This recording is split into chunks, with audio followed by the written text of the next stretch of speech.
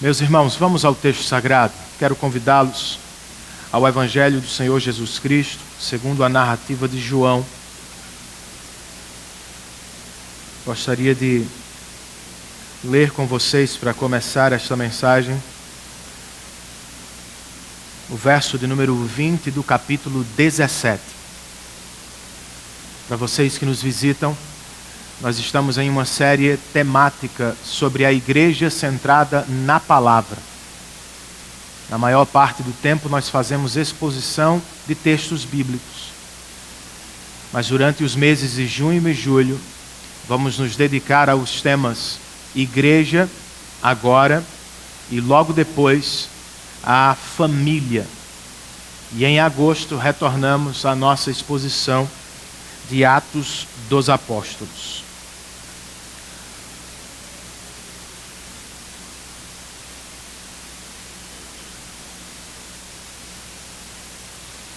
Alguns cristãos americanos estavam de férias em Londres, ao final do século XIX. E como parte da viagem, alguém lhes sugeriu visitar duas igrejas. Uma era pastoreada por Joseph Parker e a outra era pastoreada por Charles Spurgeon. Ao sair da primeira, um dos visitantes americanos disse: Joseph Parker é certamente um grande pregador. Um dos melhores que ouvi em toda a minha vida. Os irmãos ficaram tão encantados com o pregador que quase voltaram no domingo seguinte. Só não o fizeram porque haviam prometido visitar a igreja pastoreada por Spurgeon. E cumpriram com o combinado. Foram ao tabernáculo metropolitano sem muitas expectativas. Mas chegando lá, nossos irmãos foram surpreendidos.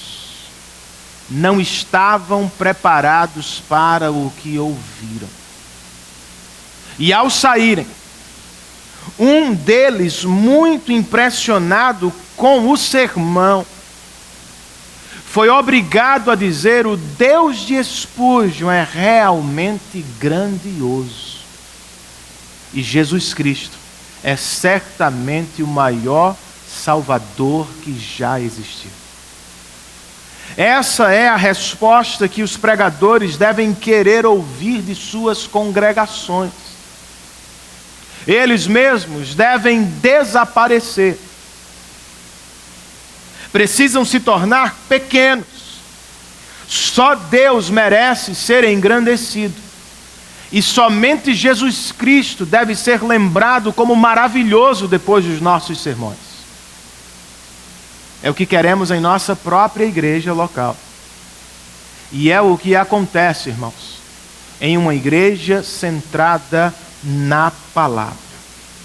Por isso, nós precisamos estudar sobre o sermão que glorifica a Deus e que edifica as pessoas que ouvem-no. O assunto não é importante apenas para pregadores. Ele é relevante para todos os cristãos, por pelo menos duas razões. Todo cristão genuíno é um ouvinte da palavra. E se você quer se alimentar de maneira saudável, precisa saber o que é uma alimentação saudável.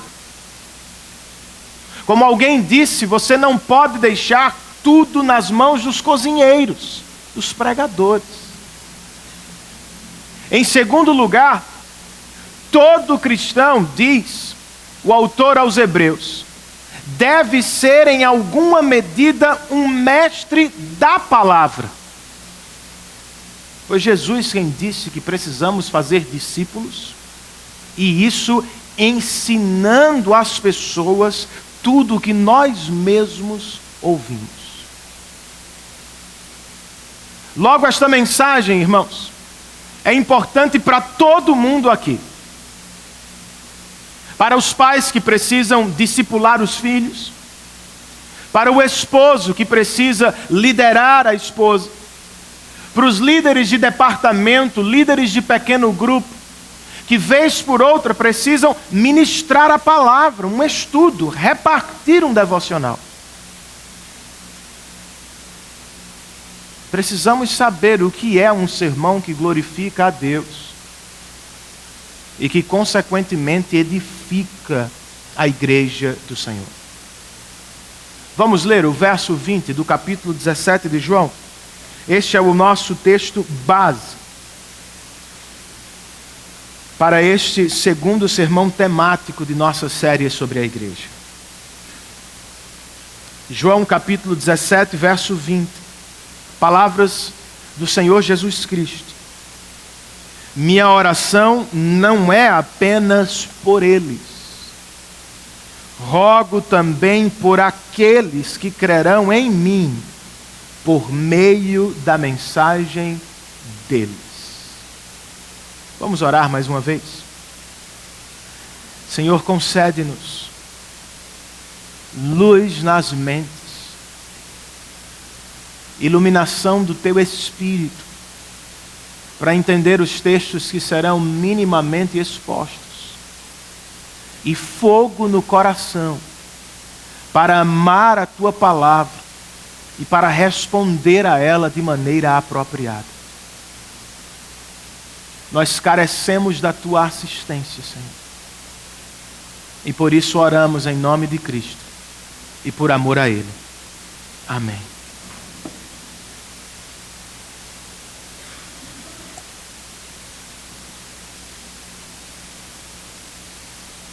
Como vocês sabem, irmãos, este é um capítulo de oração, João 17.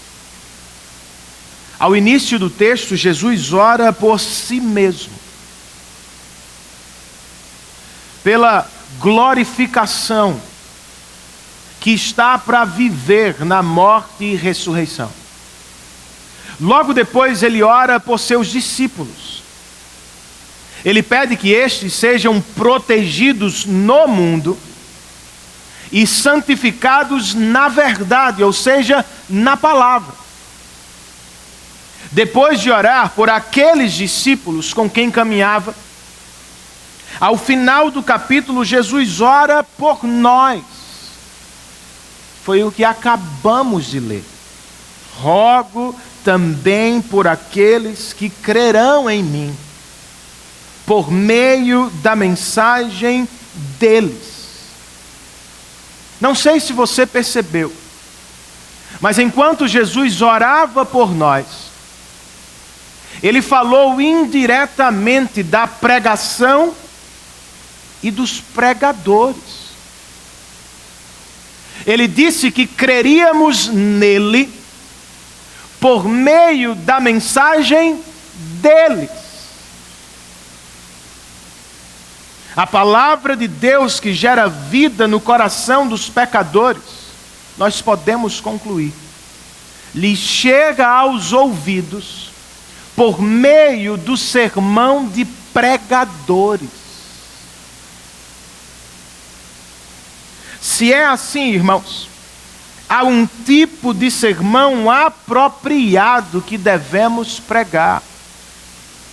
Há um tipo de sermão que, sendo fiel a Deus, é poderoso em seus efeitos. Ele pode gerar vida no coração dos pecadores mortos e pode gerar edificação no coração dos cristãos.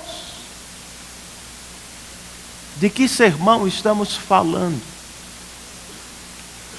Do que o sermão da nossa igreja é feito, ou deve ser feito, domingo após domingo. Em primeiro lugar, irmãos, e você tem o esboço do sermão no seu boletim, nosso sermão precisa expor a palavra de Deus. É o que encontramos em Neemias capítulo 8.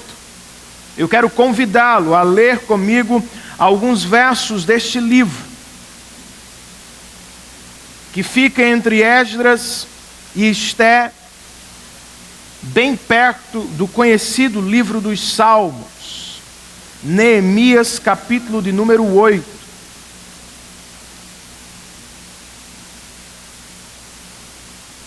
Hoje eu facilitei para vocês e para mim, só vamos ler 3 textos. Semana passada foram em 100, não tem quem aguente mesmo não, nem eu. Enquanto você procura o texto de Neemias, me permita colocá-lo diante de algum contexto. Os livros de Esdras e Neemias relatam um pouco da reconstrução de Jerusalém depois dos anos de exílio na Babilônia. Vocês se lembram, os nossos irmãos foram expulsos de Israel e tiveram de viver na Babilônia.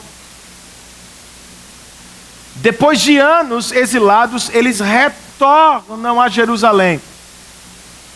Esdras se ocupa majoritariamente com a reconstrução do templo do Senhor. Neemias se ocupa com a reconstrução da cidade em si. E quando chegamos a Neemias capítulo 8, nós somos conduzidos pelo autor sagrado a um culto. Vejamos o que diz o verso 1 do capítulo 8 de Neemias. Quando chegou o 7º mês, e os israelitas tinham se instalado em suas cidades, todo o povo juntou-se como se fosse um só homem na praça, em frente da porta das águas.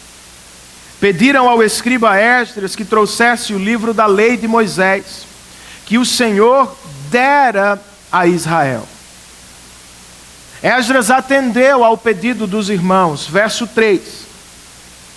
Ele leu o livro da lei do Senhor em alta voz, desde o raiar da manhã até o meio-dia. E vocês reclamam de 1 hora de sermão dominical. A manhã inteira, irmãos. De frente para a praça, em frente da porta das águas, na presença dos homens, mulheres e de outros que podiam entender. E todo o povo ouvia com atenção a leitura do livro da lei, por horas.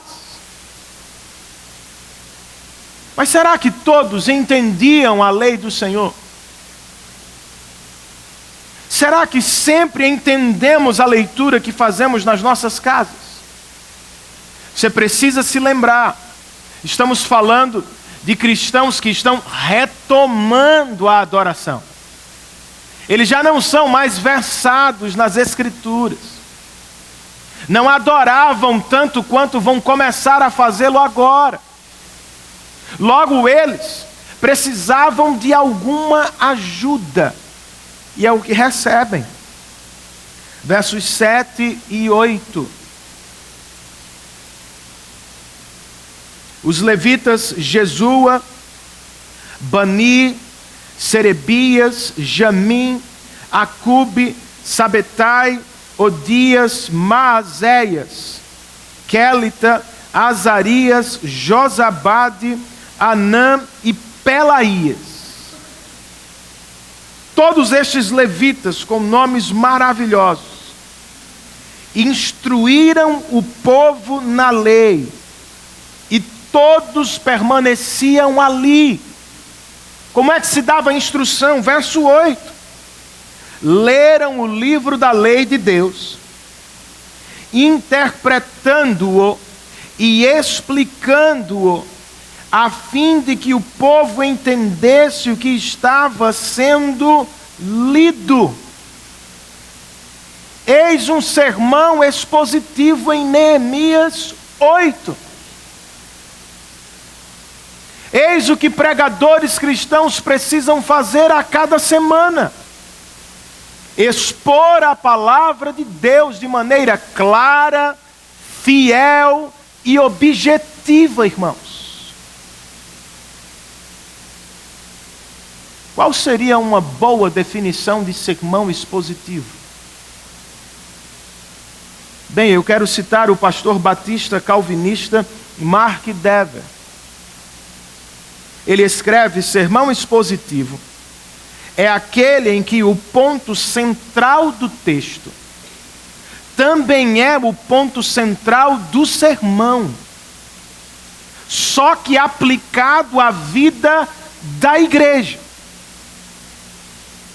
Sermão expositivo, eu vou repetir, irmãos, é aquele em que o ponto central da passagem estudada também é o ponto central do sermão proclamado,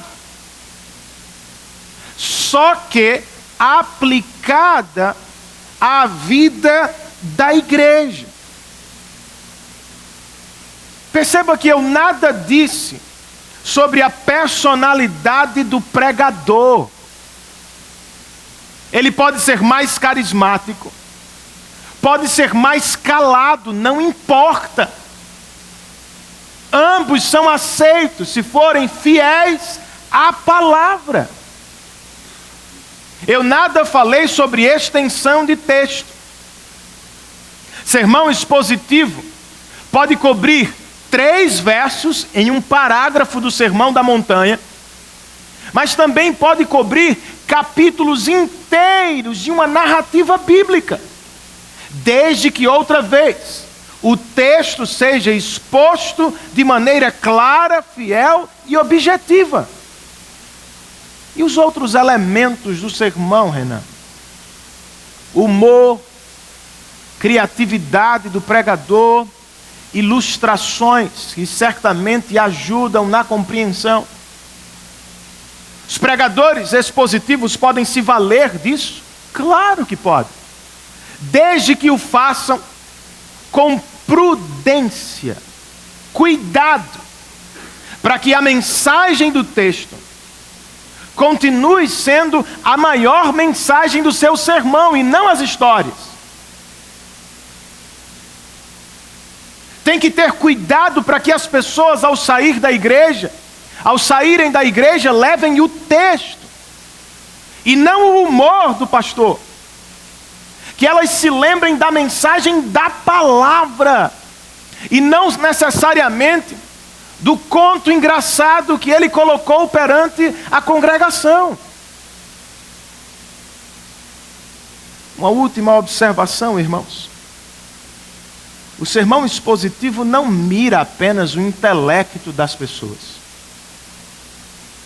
Se você tem algum tempo na igreja, muito provavelmente você ouviu o sermão expositivo no culto de doutrina ou na escola bíblica dominical.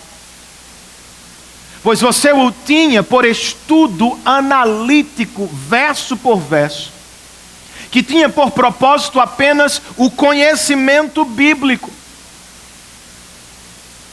a informação. Não! Sermão expositivo obviamente objetiva a nossa mente, mas através dela ele quer atingir nossos corações. Afinal, a exposição da palavra é a transmissão da voz de Deus. Agora, mesmo sendo pregado por pessoas distintas, em porções maiores ou menores, o sermão expositivo tem uma característica imprescindível. Ele expõe claramente o significado e o propósito de um texto bíblico. O pregador expositivo diz algo do tipo: aqui está o ponto central do texto, e ele é relevante para você por esta ou por aquela razão. Mas Renan, quais são os benefícios do sermão expositivo? Para os pregadores e para os ouvintes que se aproximam dele domingo após domingo. Ou porque a igreja presbiteriana do bairro dos Estados adota a pregação expositiva. em seus cultos dominicais. Há alguns benefícios, irmãos. O primeiro deles, o sermão expositivo confirma a autoridade da palavra. O pregador não usa o que acha interessante. Seu conteúdo não vem das prateleiras dos mais vendidos da Veja. A mensagem do pregador expositivo é a palavra de Deus.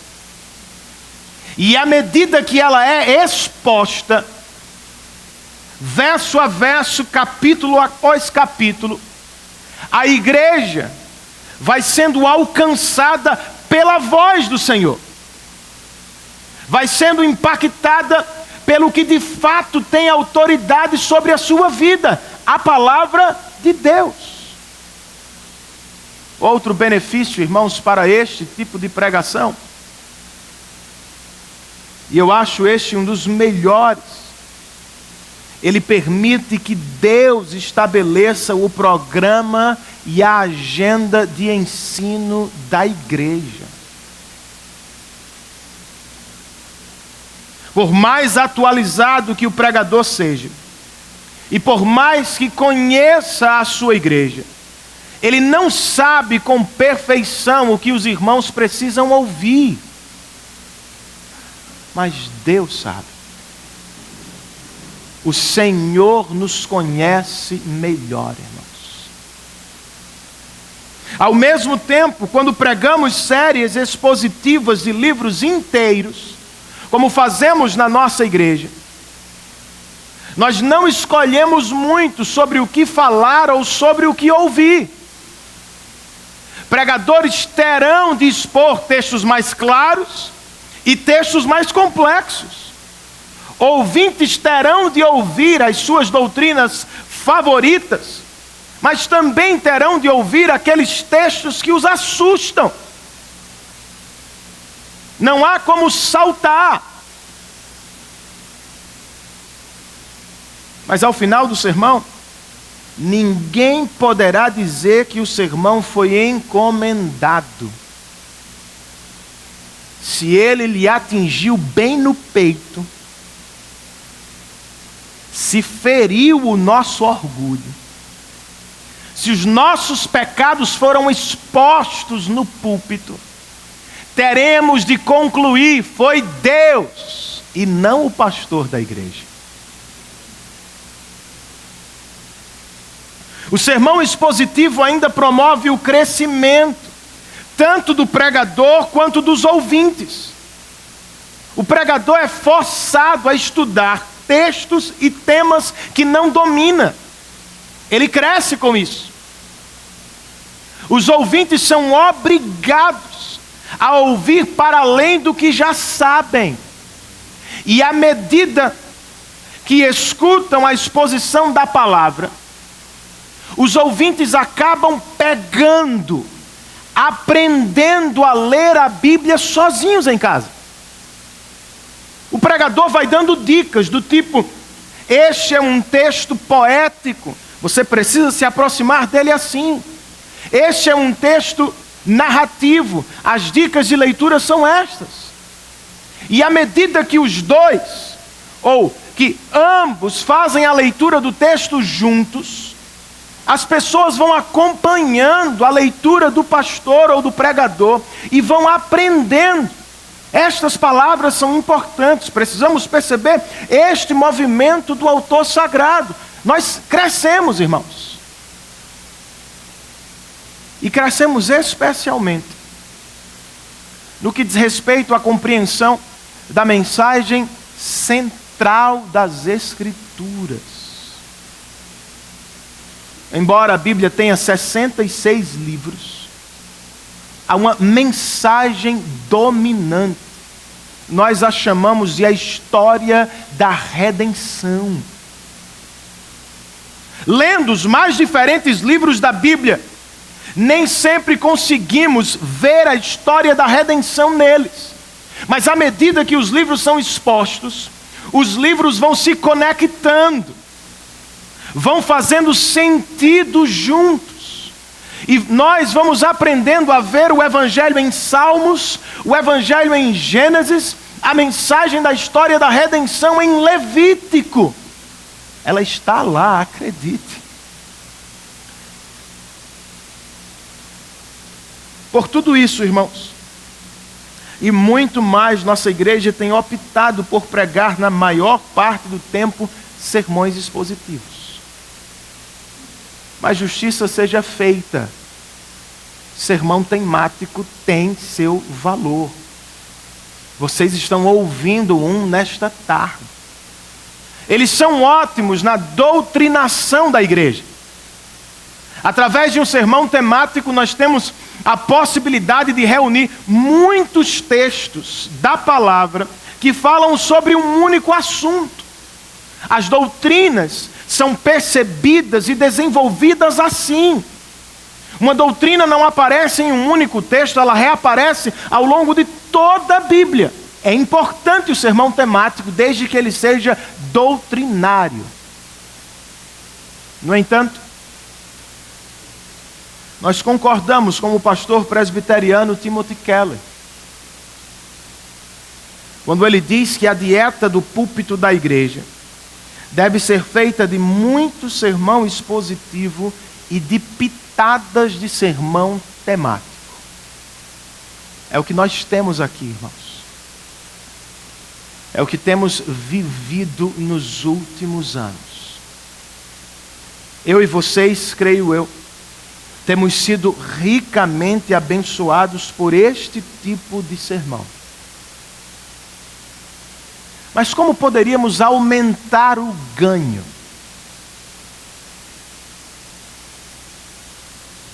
Aproveitá-los, os sermões expositivos, ainda mais.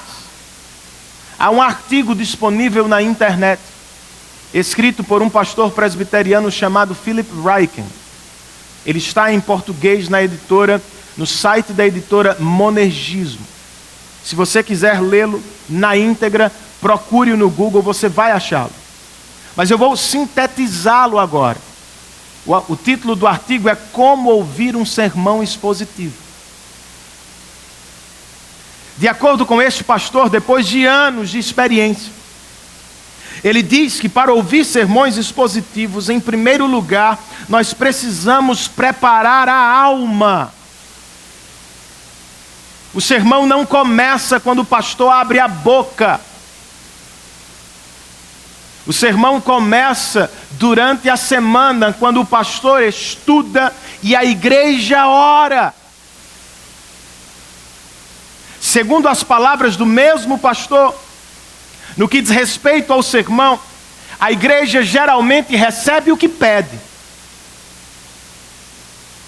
Eu e vocês precisamos orar durante toda a semana, pedindo a bênção de Deus sobre os pregadores, pedindo que pregadores e igreja estejam prontos para ouvir a palavra.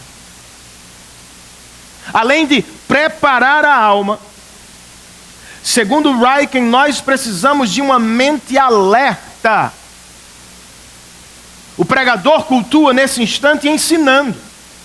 Os ouvintes cultuam ouvindo. Mas como eu disse semana passada, o nosso ouvir aqui é ativo e não passivo. Nossa experiência agora não é semelhante ao cinema ou a um programa de TV, quando você assiste de maneira passiva, sem nenhum envolvimento. Não. Cristãos ouvem sermões expositivos com engajamento. Eles lutam para manter o foco. Eles cultuam prestando atenção.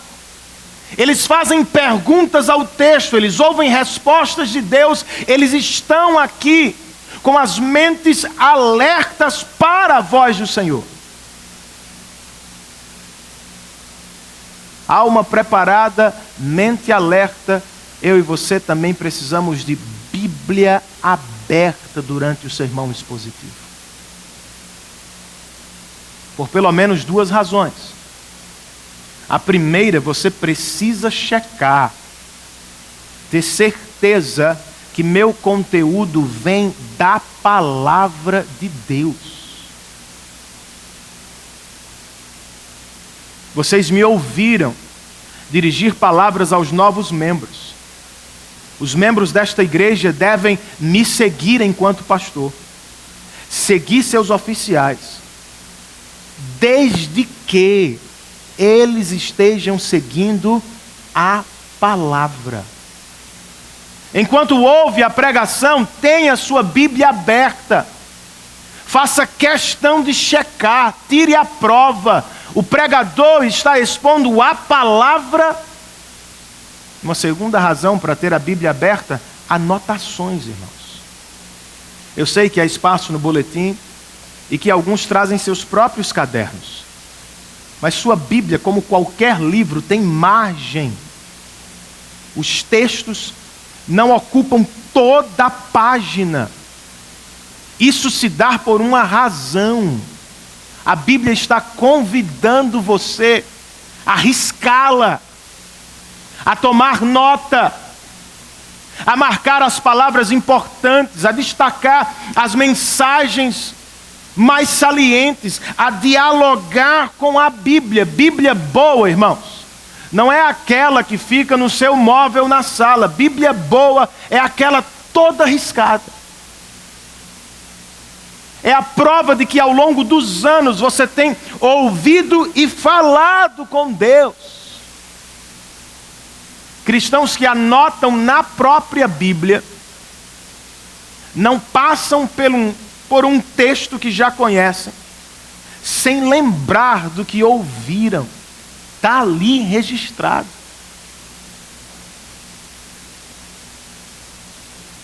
Almas preparadas, mentes alertas, Bíblias abertas, corações receptivos, irmãos. Vocês creem que Deus fala durante a pregação da palavra? Então nós precisamos estar em oração, pedindo a Deus por corações receptivos à influência do Espírito. Ele está operando agora no nosso interior por meio da pregação da palavra. O Espírito pode estar acalmando os nossos temores, fortalecendo a nossa fé, dando graça àqueles que estão fracos. O Espírito de Deus se utiliza da pregação para operar maravilhas nos nossos corações, mas precisamos estar receptivos a isso, orando por isso, desejando este encontro com a voz de Deus. Por fim, irmãos, filhos de Deus que escutam sermões expositivos semanalmente precisam ouvi-los com vistas a praticá-los. Eis uma boa razão para você tomar nota. O que este texto pede de você, minha irmã? Ele menciona um mandamento que exige sua obediência, e você tem dificuldade em cumpri-lo. Tome nota para orar por isso durante a semana. O texto bíblico ressalta uma promessa da palavra de Deus. Entregue-se a ela, jogue-se nos braços do Senhor e diga: eu quero crer na promessa. O texto bíblico menciona um pecado que devemos abandonar. Ele menciona boas obras que podemos praticar. Ele fala de compromissos que temos negligenciado. O que é que o texto bíblico espera que pratiquemos durante a semana, irmãos?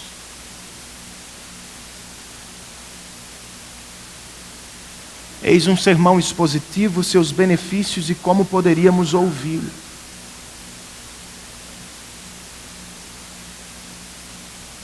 É o sermão de nossa igreja na maior parte do tempo. Em segundo lugar, o nosso sermão anuncia o Evangelho. Quero convidá-los rapidamente ao terceiro Evangelho. Terceiro livro do Novo Testamento, Lucas 24.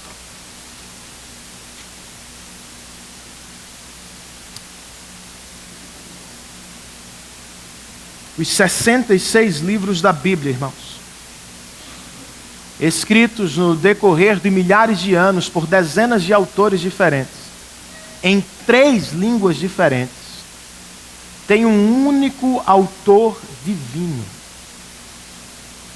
E esse único autor divino se utiliza de todos os livros para nos comunicar uma única mensagem fundamental. A Bíblia inteira aponta para ela. Ou em expectativa, Antigo Testamento, ou em cumprimento, Novo Testamento. Eu poderia explicá-la em milhares de palavras, ou posso simplesmente ler as poucas falas de Jesus nestes relatos do pós-ressurreição. Leiamos primeiro os versos 25, 26 e 27. Jesus fala a 2 discípulos no caminho de Emaús. Ele lhes disse: como vocês custam a entender e como demoram a crer em tudo que os profetas falaram? Não devia o Cristo sofrer estas coisas para entrar na sua glória? Lucas acrescenta: e começando por Moisés e todos os profetas, explicou-lhes o que constava a respeito dele em todas as Escrituras. Vocês se lembram do texto? Os discípulos no caminho de Emaús estavam tristes, pois não haviam entendido os últimos acontecimentos, porque Cristo se entregou, porque não permaneceu conosco, porque foi morto em uma cruz. A explicação de Jesus é: essa história estava na Bíblia o tempo todo, de Gênesis a Malaquias. Este é o fio que perpassa todos os livros do AT. Em um segundo episódio do pós-ressurreição, aqui em Lucas 24, Jesus aparece aos apóstolos, verso 44. E ele lhes diz: foi isso que lhes falei enquanto ainda estava com vocês. Era necessário que se cumprisse tudo que a meu respeito está escrito na lei de Moisés, nos profetas e nos salmos. A história da redenção estava lá o tempo todo, em todas as grandes divisões do Antigo Testamento. Todos eles, diz Jesus, falam de mim e da minha obra. Por alguma razão, irmãos, os discípulos não viram a história. Foi quando, verso 45, Jesus lhes abriu o entendimento, para que pudessem compreender as Escrituras, e lhes disse: está escrito que o Cristo haveria de sofrer e ressuscitar dos mortos no 3º dia. De novo, o próprio Jesus nos diz: a mensagem de toda a Bíblia diz respeito a Ele e sua obra. Esta é a mensagem de pregadores cristãos e de igrejas centradas no Evangelho, irmãos. Como disse o apóstolo Paulo aos Coríntios: decidi nada saber entre vocês, a não ser Cristo e este crucificado. Esta é a nossa pregação, irmãos. Nossos sermões, nossas conversas, nossos pequenos grupos, nossas salas de aula para as crianças, tudo isso deve ser instrumento para o anúncio do Evangelho de Cristo Jesus. Se no exercício dos nossos ministérios não anunciamos o Evangelho, nós falhamos. Logo precisamos perguntar: como pregar o Evangelho sempre, ou como pregar o Evangelho a partir de toda e qualquer passagem da Escritura? Tomemos a história de Sansão como exemplo. História que está em Juízes. Como podemos pregar o Evangelho a partir dela? Um estudioso sugere: nós podemos adotar uma abordagem tipológica. Podemos dizer algo do tipo: Sansão foi ungido por Deus e dotado pelo Espírito com força extraordinária, com o propósito de salvar os israelitas dos domínios dos filisteus. É o que o texto diz. Mas nós fazemos uma ponte entre Sansão, um pequeno salvador, e Cristo, o grande Salvador. Podemos dizer que, como Sansão, Jesus também foi ungido pelo Espírito. E ele o foi para realizar poderosa salvação.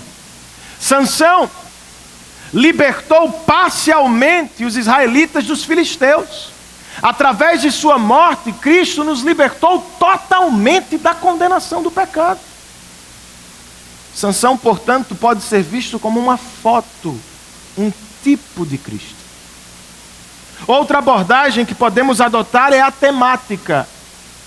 Alguns temas reaparecem por toda a Bíblia, irmãos. Por exemplo, os homens e seus pecados.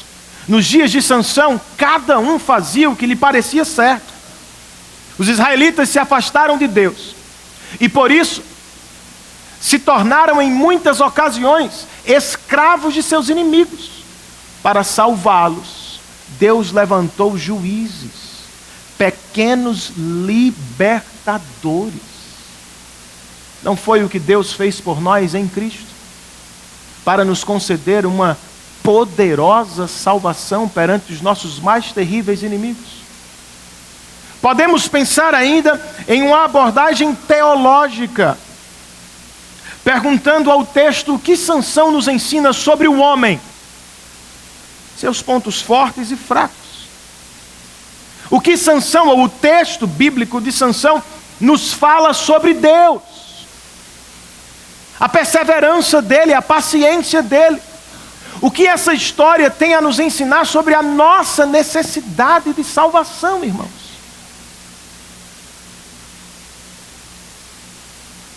Lembrem-se, Sansão é coadjuvante. Por mais impressionante que tenha sido a sua força, impressionante mesmo é o que Cristo fez por nós na cruz do Calvário.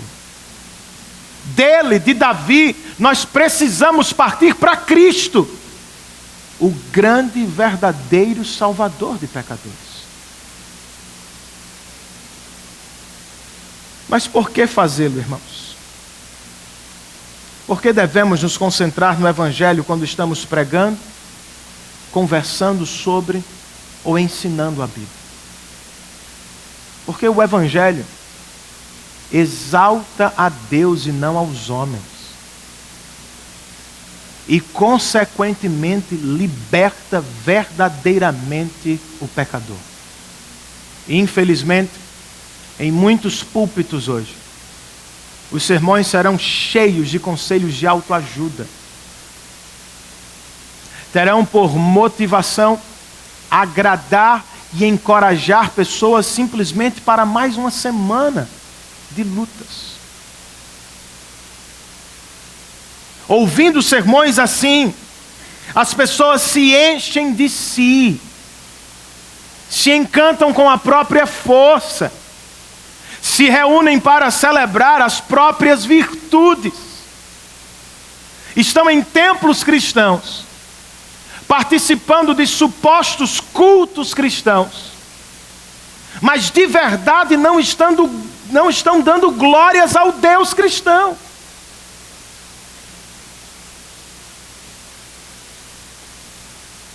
E ouvindo sermões assim, nunca serão libertas de verdade. Ouvir sermão sem evangelho é a mesma coisa que tentar dobrar um pedaço de metal sem aquecê-lo no fogo. Você pode fazê-lo, mas há o risco de parti-lo ao meio tentando.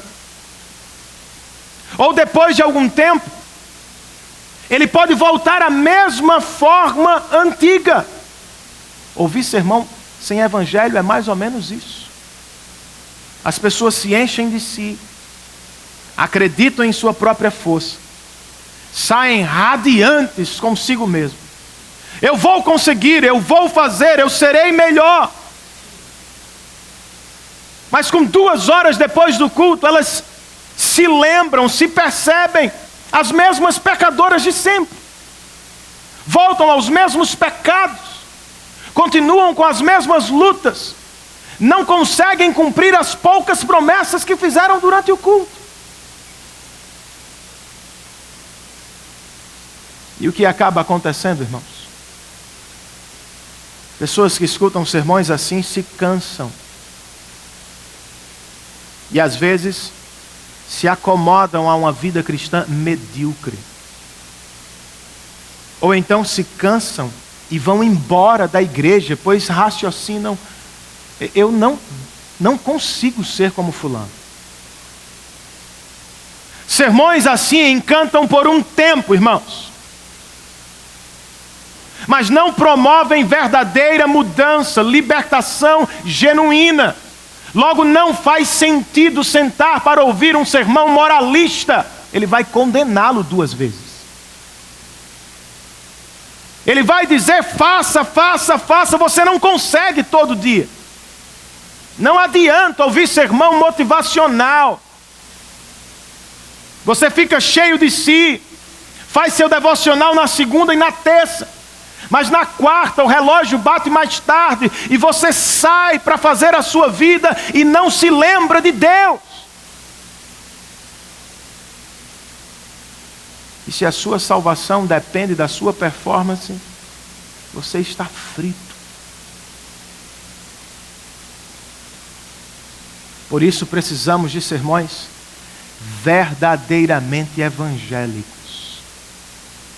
Pregadores que não têm medo de nos dizer na cara: vocês são pecadores, incapazes de agradar a Deus de maneira perfeita. Ao mesmo tempo, pregadores que não parem por aí, mas que a cada domingo gritem de seus púlpitos: sim, vocês são pecadores, fracassados em si mesmos, mas olhem para Cristo Jesus, Ele fez o que vocês não poderiam fazer. O Evangelho exalta a Deus, irmãos, e enche os nossos olhos de encanto com Cristo.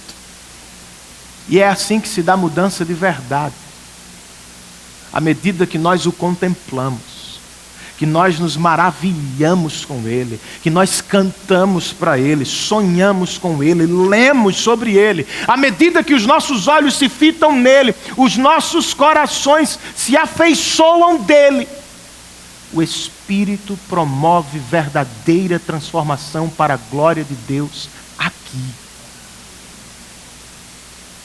Um exemplo, como é que se dá a libertação de verdade? E de novo eu digo, irmãos, este é o nosso culto de libertação, não precisa de outro não, viu?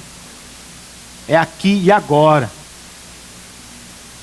2 pregadores fizeram um sermão em Marcos 5. Vocês se lembram do texto? Trata de um homem que estava possuído por demônios na cidade de Gadara. Ele vivia em sepulcros, amarrado, cortando-se a si mesmo. Era tido por perigoso. Se lembram do texto? Um pregador se apresentou para pregar, situou as pessoas no texto e convidou-as à libertação. Vocês querem a libertação da crise financeira, da crise conjugal, dos problemas da semana? Venham a Cristo, Ele vai lhes dar tudo. Libertação limitada, circunscrita, materialista, terrena. O outro pregador, usando o mesmo texto, disse: olhem para o texto. Estão vendo este possuído de Gadara? Este é você. E sou eu. Nós nascemos nesse estado, em rebelião contra Deus, presos pelas correntes da nossa natureza caída e condenados não a uma região triste como aquela de Gadara, mas ao inferno eterno. Mas não se desesperem, há libertação em Cristo Jesus. Onde está a libertação, irmãos? O pregador que se ocupa com o evangelho não pode pregar só Marcos 5. Ele precisa engatar uma quinta em Marcos 5. E parar em Marcos 15, Marcos 16. Como foi que Cristo nos libertou, irmãos? Se entregando para ser preso no nosso lugar. Como foi que Ele resolveu a nossa dívida com Deus? Assumindo-a na cruz do Calvário. Como foi que Ele nos conquistou vida eterna com o Pai? Morrendo como sacrifício perfeito no nosso lugar. Eis o evangelho que liberta, meu irmão.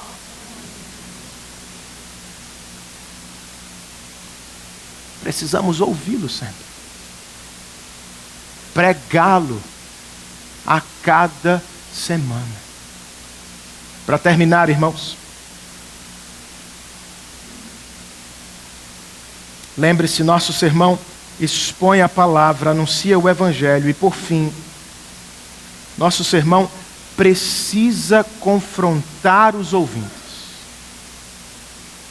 Não há ninguém aqui nesta tarde que não esteja sendo confrontado e que não tenha respostas para dar à voz do Senhor. Mas eu sei, eu admito, que confronto é algo que certamente não está em sintonia com a nossa cultura. Nos nossos dias nós não sabemos mais fazer isso, ou não queremos ouvir algo do tipo. Vivemos limitados ao politicamente correto. Ou ao se lhe faz bem. Então está tudo certo. Não vou falar porque senão vou machucar.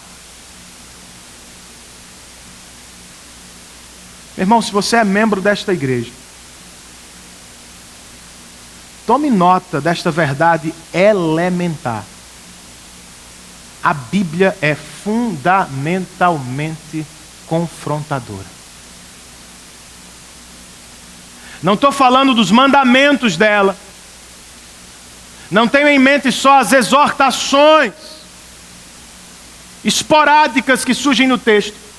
De capa a capa, a Bíblia Sagrada nos confronta. Deus não é quem nós achamos que Ele é, na nossa própria mente. Nem nós mesmos somos quem achamos quem somos. Logo, ouvir a palavra semanalmente é ser confrontado por ela. Toda a palavra. Mas para facilitar, tome um único verso das Escrituras. Gênesis 1:1. O primeiro versículo da Bíblia. O que encontramos no texto sagrado, irmãos?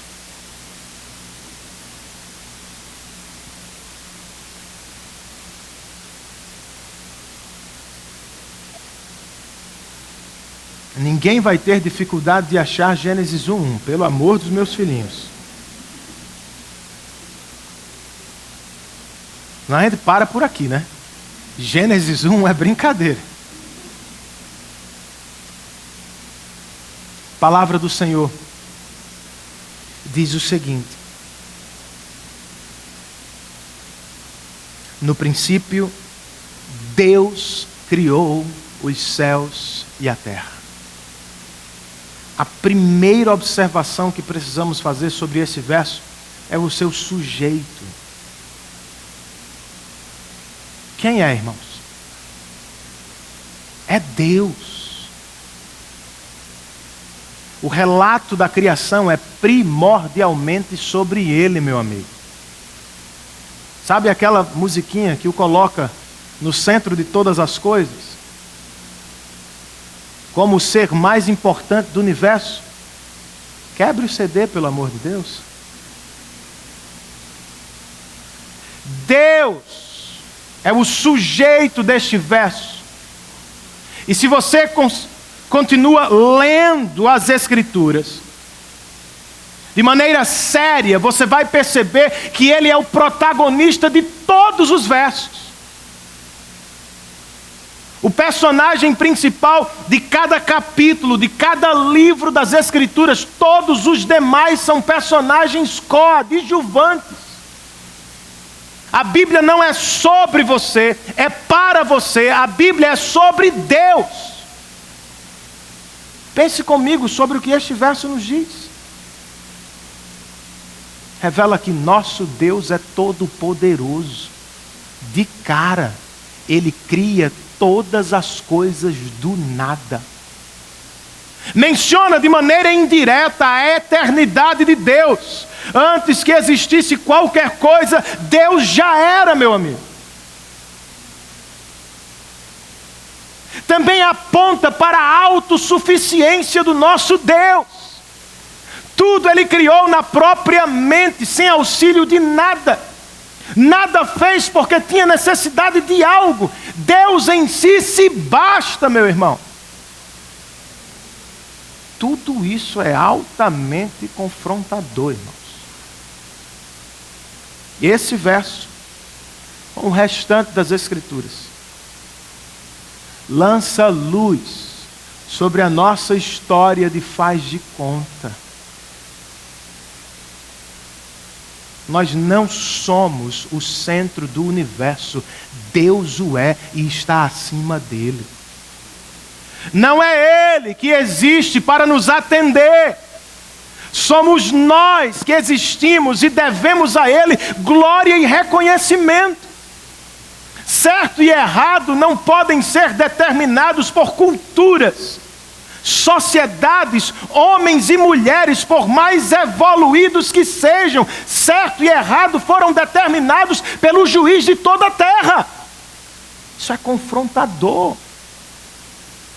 Nós vivemos de aluguel, diga-se de passagem, atrasado, no mundo que não nos pertence. Devemos a Ele glória e reconhecimento. E temos falhado nesta primeira tarefa, irmãos. Eis a confrontação que precisa estar presente em nossas conversas evangelísticas, sermões dominicais, aulas de escola bíblica, aconselhamento bíblico. Você precisa expor a palavra, precisa anunciar o evangelho, é verdade. Mas em algum momento você precisa confrontar o ouvinte. Para tanto, você deve levar em consideração a visão de mundo que ele tem. Qual é a cosmovisão dele? Quais são os valores que ele adora? O que é que ele persegue na vida? Diante do que ele se prostra em adoração? Precisamos nos dar conta, quando estamos pregando, ensinando ou falando o evangelho, da realidade espiritual em que nos encontramos, irmãos. Nós nascemos como idólatras, olhando para nós mesmos em autojustificação meritória. Nós nascemos em um amor visceral com as coisas deste mundo. As pessoas com quem você conversa sobre o evangelho são idólatras, legalistas e hedonistas. Elas adoram a quem não deveriam adorar, confiam em quem não deveriam confiar, amam as coisas que não deveriam amar. São as pessoas para quem pregamos. E nós precisamos confrontá-las,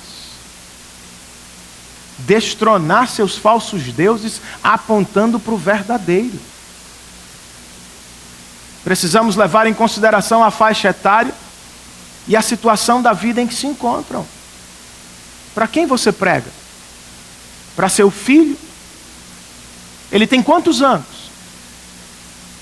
Sua sala de escola bíblica é de jovens? Eles são solteiros ou casados? Como é que você toma esta palavra e aplica à vida deles?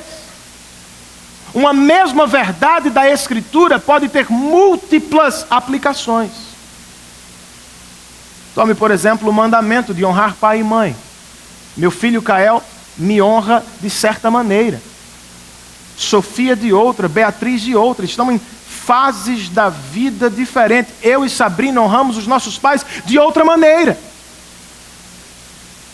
A Bíblia espera a mesma coisa, ou uma mesma resposta de todos os filhos.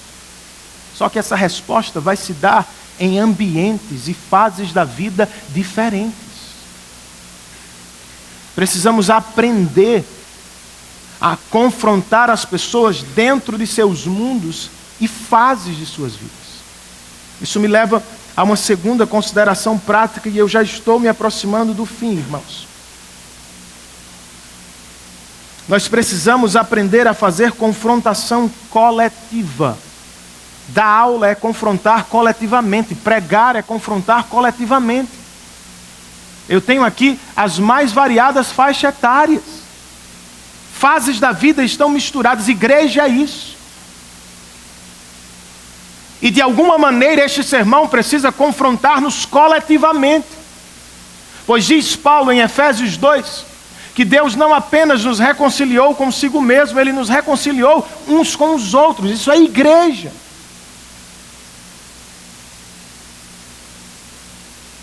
Então este momento precisa servir para confrontar-nos coletivamente. Digamos que eu estivesse falando de santidade. Você não pode pensar apenas em sua santidade, nós somos uma igreja. Como é que você vai ajudar seu filho na busca por piedade? E como é que você pode ajudar a pessoa com quem cultua agora? A confrontação coletiva tem esse objetivo: colocar-nos em ação uns com os outros para a glória de Deus. Pastores e mestres, líderes de pequeno grupo, professores de EBD, precisam atender ao que Paulo diz aos Efésios, capítulo 4. Nosso ensino, pregação, tem por objetivo equipar os santos. O ministério é de todos. Como a sua aula está equipando as pessoas? Como o meu sermão está equipando os cristãos? Por fim, irmãos, eu ainda preciso destacar o nós e não você da confrontação do sermão ou da aula. Quem ensina a palavra de Deus deve ensinar sob a palavra e com as pessoas para quem ensina. Precisamos usar menos a expressão vocês devem fazer isso, e eleger aquela que diz nós precisamos fazer isso. É menos Deus diz a você, e é mais Deus está dizendo a todos nós. O sermão cristão não é pregado por um cristão superior a um subalterno, não, irmãos. Sermão genuinamente cristão é pregado por um pecador a outro. É um pecador dizendo ao outro: olhemos juntos para Cristo Jesus e tenhamos nele graça e esperança. Confrontar o irmão é assim, em amor, com paciência. Com a graça que você recebeu de Deus, você também deve ministrar a palavra. Posso ouvir um amém, irmãos? O Deus de Spurgeon é realmente grandioso. E Jesus Cristo é certamente o maior Salvador que já existiu. Esta não foi apenas a resposta daquele visitante que foi à igreja de Spurgeon, irmãos. Esta era a certeza certeza que norteava os sermões daquele pregador. Em uma outra ocasião, um visitante também americano cumprimentou o pastor Spurgeon ao término do culto e disse: Reverendo Spurgeon, eu estive aqui 10 anos atrás. Na ocasião, o senhor pregava o Evangelho. Aqui estou eu outra vez. E o senhor continua pregando o Evangelho. Em tom de oração, Spurgeon disse àquele senhor: espero que você volte em 10 anos e que me encontre pregando o mesmo velho e poderoso Evangelho de Jesus Cristo. Lutero disse algo semelhante durante a Reforma. Alguém lhe perguntou: o que você fez? Ele disse: eu? Nada. Eu apenas traduzi a palavra, preguei a palavra e ensinei a palavra. E enquanto dormia, Deus destronava o papado. Eu nada fiz. A palavra fez tudo para a glória de Deus.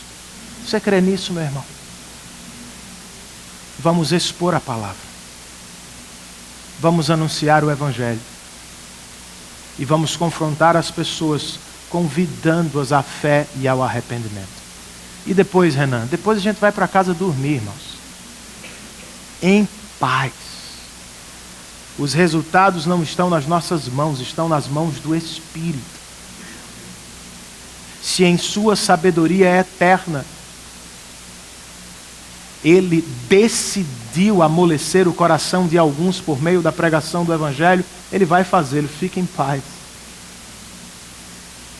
Mas se Ele resolveu endurecê-los, não há quem os amoleça. Nós pregamos, confiamos nele e nos gloriamos nele e não nos resultados. Amém, irmãos? Curve a sua cabeça.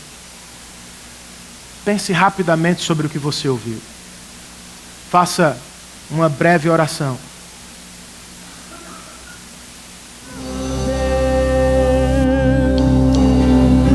Seu nosso Deus, irmãos, saia daqui com esta mensagem no coração. Nosso Deus é castelo forte para os seus filhos. Nós vamos fazer uma última oração e logo depois eu gostaria de pedir que o reverendo Jonatas Catão nos desse a bênção dos apóstolos ali mesmo, de onde ele está. Oremos ao Senhor, irmãos. Pai, muito obrigado por esta tarde, pelo culto que te prestamos com a tua assistência. Dá que ele chegue às tuas narinas como aroma agradável a ti. E que por tua graça e misericórdia, ele tenha sido e continue sendo útil nas mãos do teu Espírito, para salvar e edificar todos os que estiveram aqui. Leva-nos em paz aos nossos lares, nos dando uma ótima semana de crescimento espiritual em tua presença. Em nome de Jesus nós oramos. Amém.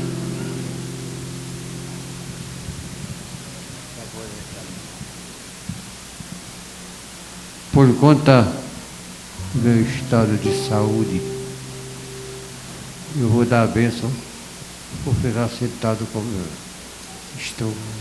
A congregação fica como está também.